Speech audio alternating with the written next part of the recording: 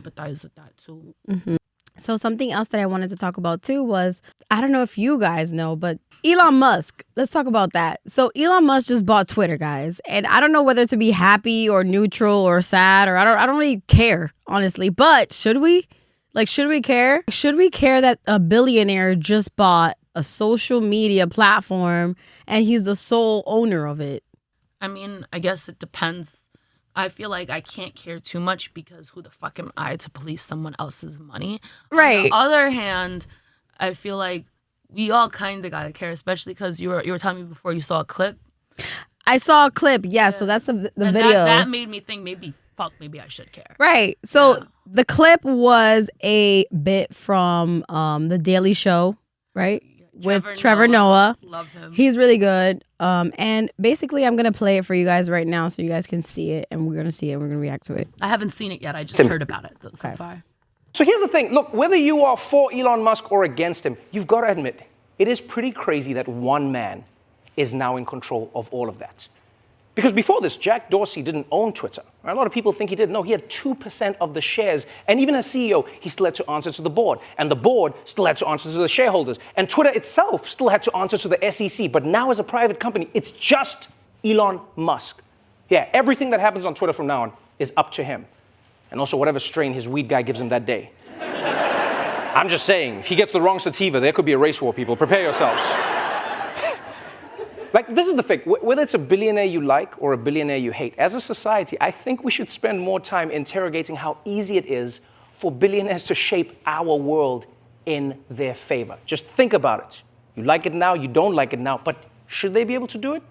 I don't know. Here's the thing. Look, whether you... That's a really good point, because I tagged Elon Musk in it on Twitter. I'm actually scared that this man is going to one day, if I ever blow up on Twitter, I think he might. And I'm invested in Tesla. Don't fuck with me, please. Like, I'm on your side. You invested in... What year did you invest in Tesla? Like the past 2-3 years. Okay, so it was really good during the COVID time. I started investing in it the moment they announced that the Cybertruck was going to drop, which I'm so disappointed in you, Elon. I hope somehow you hear this. I'm so mad. Where's my fucking Cybertruck? But wait, so what was the deal with the Cybertruck?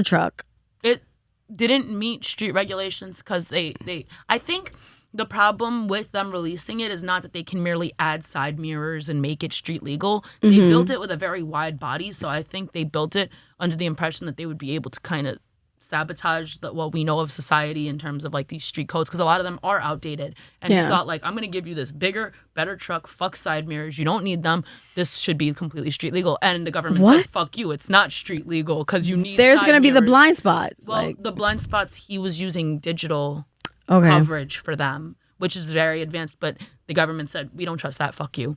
You're not releasing that. I think it might be, I'm just trying to justify why I don't have my fucking Cybertruck yet, but I'm hoping it's because he built it so widely that if he was to add cameras, it would intrude into each opposing lane, so they got to reshape it into a smaller build.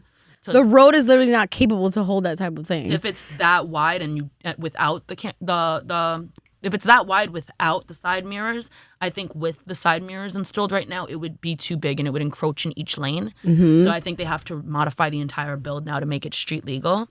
But aside from the Cybertruck and how angry I am with Elon Musk about not dropping it yet, I did notice Elon was on a tirade about, did you ever hear about the Elon Jet Twitter? Elon Jet Twitter? To track it. Oh, what is that? It's gone now. What was it? I think that might be why he bought Twitter. I tagged him in a post about it, and I hope he doesn't delete me for it, but because I don't want to get yeeted off Twitter. I used to track it. I thought it was so entertaining. It showed, because it's legal and it's public information, more or less, it was tracking his private jet. And it would show you when it docked. Like Elon's jet just docked in Dallas airport. Elon's jet just... That's crazy. Yeah, he was like, Twitter, you need to fucking remove this. So he's like, I'm just going to buy Twitter. Yeah. And now Elon Jet's gone. But I liked his little adventures. I was living vicariously through you, Elon. Yo, that's and crazy. Now my what's the term? My metaphorical jet, my inspirational jet is gone. Because, yeah, he bought... Time to get that Cybertruck. Yeah, I want the Cybertruck. I mean, I don't want anyone to track my Cybertruck. You can definitely track. If you could track my Cybertruck, why can't I track your jet? I need to know. I'm sure that they track those. Yeah. And even Teslas, too. Of course. They have so much track technology all those. in them. They're so easy to track. Yeah. Yeah.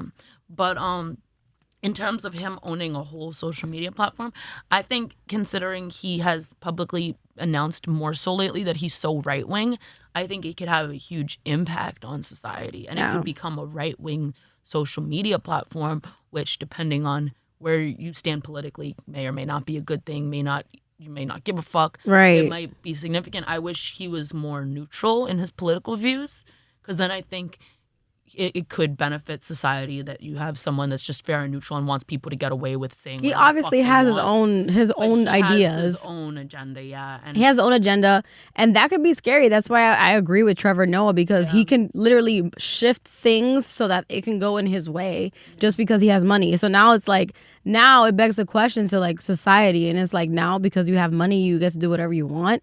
I feel like, unfortunately, like that's already the true. case too much. Yeah, like, but we live, like I hate. I know this is funny. I hate money, but I like the idea of capitalism. There's a famous quote that says vice versa, which is like, I love money, but I hate capitalism, but I sure do love money. I do not feel that way. I like the idea of being able to build yourself up in society and do good for yourself, but by what I consider to be capitalism. But I hate the idea that our entire society across the globe is just so dominated by money.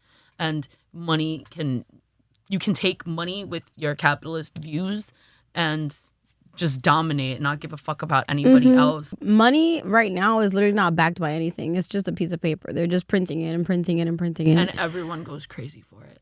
And it's like, just looking at it, like, there's this video I saw that it was like a newborn baby, and they put money in front of the baby. The baby has never seen that before, but the baby somehow loves it. How are we wired to love money that much? We're not wired by nature, its own nurture, but we're nurtured by society that is all our lives are worth, is pieces of paper, and it's so sad. And crypto wallets and whatever. Now it's crypto wallets, guys. Like, and I get that you're trying to beat the system, but you're just recreating the system over and just in a different way. You're just reinforcing the institutionalization Yep. of society via currency. And now with technology, now everything is being digital. So, right, it was cash. Matter of fact, not even. It was fucking tulips. They used to trade tulips back then. They used to trade tulips. I wish I lived in those days where if you were attractive and I liked you and you gave my dad a goat, we could get married. Right. Like, that's cute. Give my dad a goat. He deserves it. He's a goat. You would trade tulips and then coins. Coins were too heavy. Then like paper bills. But at least coins like, back then were like burned from gold. And silver. And they were actually legitimate. worth something. They have value. Now it's just a piece of green paper that if you burn, it's gone. Right? So then after that, then it became the credit cards, right? Then they started adding the chips to the credit cards. After they started adding the chips to the credit cards, now we can pay with our phones. I think it's become more prevalent, the agenda, which is once they started implementing currency and realized that the government all across like the world could control it, they started realizing there's easier, better means by which they can control it. So it all comes down to control and monitoring. That's exactly it. They want to be able to monitor. So if everything is digital, so they can. Are we really in capitalism? Can we really grow for ourselves? I don't know. I don't think so, considering we are not growing for ourselves. We're growing to accommodate a society that's monitoring us and mediating us and taxing us.